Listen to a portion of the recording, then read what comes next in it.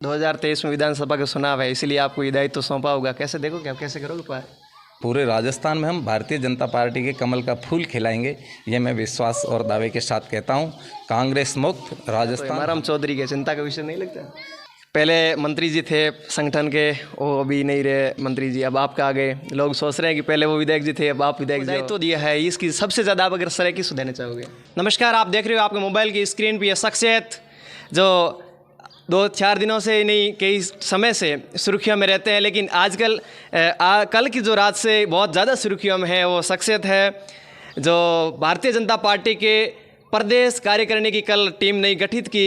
Shri CP Joshi ji प्रदेश अध्यक्ष जी महोदय ने जो उनके एक अपनी टीम में जिनको शामिल किया, अंतराम जी विश्नोई जो प्रदेश मंत्री बनाए संगठन के, मैं उनके पहले हमारे और दर्शकों की ओर से आपका सर पहले स्वागत है। थैंक यू भाई साहब, धन्यवाद। सर, आपको संगठन के मंत्री बनवाए, आप क्या कहना चाहोगे? माननीय JP नड्डा जी और प्रदेश अध्यक्ष माननीय CP जोशी जी और संगठन महामंत्री माननीय चंद्रशेखर जी भाई साहब का आभार व्यक्त करना चाहूँगा कि उन्होंने एक गांव से उठे हुए सामान्य कार्यकर्ता को भारतीय जनता पार्टी की प्रदेश की टीम में शामिल करके और इतनी बड़ी जिम्मेदारी दी है। इसके लिए मैं भारतीय जनता पार्टी के साथ साथ पदाधिकारी सभी का भी आभार व्यक्त करता हूँ। आप अगर ये आपको दायित्व दिया है, इसकी सबसे ज़्यादा आप अगर श्रेय किस देना चाहोगे? भारतीय जनता पार्टी में श्रेय का सिस्टम भी नहीं होता है। यहाँ काम की पूजा होती है और जो व्यक्ति काम करता है और उसको जिम्मेदारी दी जाती है।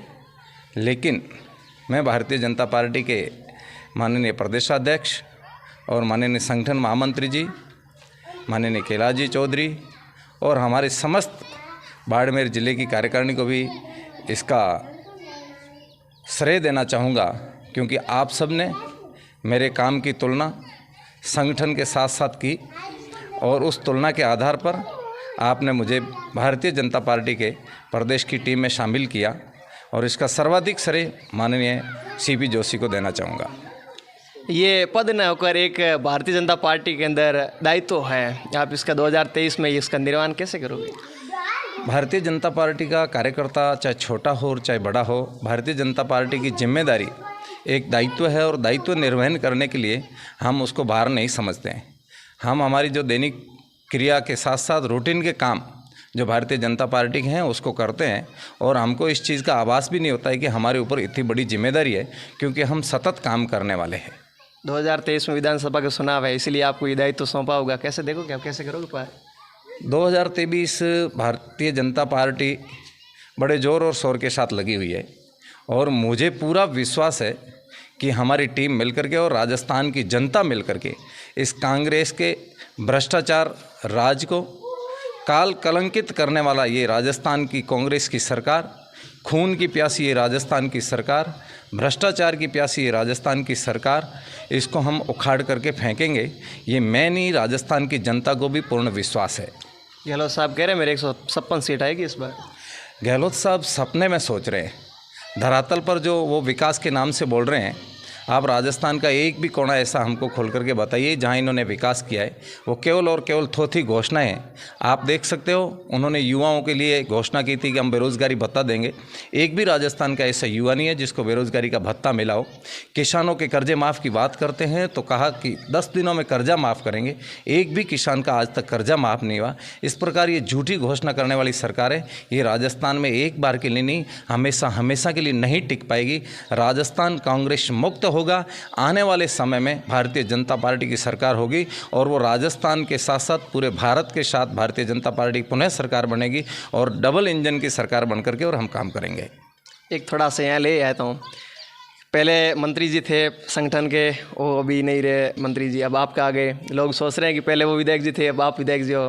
दर्शक क्या ऐसे सोशल मीडिया पर भारतीय जनता पार्टी में ऐसा नहीं है कि मंत्री को ही यदि विधायक बनाएंगे, ऐसा कुछ नहीं है। भारतीय जनता पार्टी और उस क्षेत्र की जनता जिसको चाहती है उसको ही वो उम्मीदवार बनाती है और हमारी भारतीय जनता पार्टी में उम्मीदवार कोई व्यक्ति नहीं है। भारतीय जनता पार्टी का कमल का फूल जो हमारा निशान है वही हमारा उम्मीदवार है और पूरी जनता उस कमल के फूल के साथ है। आपके हिसाब से मैं गुड़ामलण के होने वाले विधायक से बात कर रहा हूँ? नहीं, आप ऐसा नहीं सोच सकते। यहाँ का जो विधायक होगा वो कमल का फूल होगा और जनता उसी कमल के फूल के साथ है। अंतराम जी के हिसाब से तो जनता के हिसाब से विधायक अंतराम जी का मन है कि नहीं है? नहीं, अनंतराम जी के मन होने से कोई पार्टी किसी को विधायक बना दी ये जरूरी नहीं है। पार्टी अपना एक सर्वे करवा रही है और उस सर्वे में जो सर्वाधिक लोगों का मत होगा और जो सर्वाधिक लोग जिन्हें चाहेंगे भारतीय जनता पार्टी उसको टिकट देगी और कुल मिलाकर के जनता के लिए भारतीय जनता पार्टी का फूल ही उम्मीदवार है। एक सवाल और ले देता हूँ। मैंने जब पिछली बार प्रकाश जी माली का इंटरव्यू किया था तो उन्होंने कहा था ये अंतराम है, इसको हार तो कहीं लिखा नहीं इसके किस्मत में। ठीक है, 2 बार चुनाव देके सरपंच होंगे और सबसे बड़ा मैंने आज़ादी के चुनाव देके जैसलमेर के जो आप प्रभारी थे और आपने पहली बार जब जिला प्रमुख के चुनाव जीते जैसलमेर, अब गुड़ा मालानी है अब की बार और आप यहाँ के। मेरे पास पूरे राजस्थान की जिम्मेदारी है। मुझे पर्टिकुलर एक विधानसभा का प्रभारी नहीं हूँ। पूरे राजस्थान में हम भारतीय जनता पार्टी के कमल का फूल खिलाएंगे, ये मैं विश्वास और दावे के साथ कहता हूँ। कांग्रेस मुक्त राजस्थान हमेशा हमेशा के लिए होगा। गुड़ा मालानी को कैसे देखते हो? गुड़ा मालानी जैसे पूरे राजस्थान की विधानसभाओं को देखता हूँ उसी एंगल से ही मैं गुड़ा मालानी की विधानसभा को देखता हूँ। एक थोड़ा पूछ ही देता हूँ, यहाँ तो हेमाराम चौधरी के चिंता का विषय नहीं लगता? नहीं, हमें पूरे राजस्थान में भी कांग्रेस में कोई व्यक्ति ऐसा नहीं है जो राजस्थान के अंदर बीजेपी के साथ टक्कर ले सकता है। राजस्थान कांग्रेस मुक्त होगा, इसको कोई रोक नहीं सकता और हमेशा हमेशा के लिए राजस्थान कांग्रेस मुक्त होगा। बहुत से दर्शक हैं, उनके लिए आप क्या कहना चाहोगे? मैं सभी दर्शकों का आभार व्यक्त करना चाहूँगा कि भारतीय जनता पार्टी की डबल इंजन की सरकार राजस्थान में बनेगी और राजस्थान वापस एक डेवलप के साथ साथ पूरे देश का सबसे मॉडल राज्य बन करके खड़ा होगा। ऐसी अपेक्षा मैं आम जनता के साथ साथ आने वाली सरकार से भी करूंगा।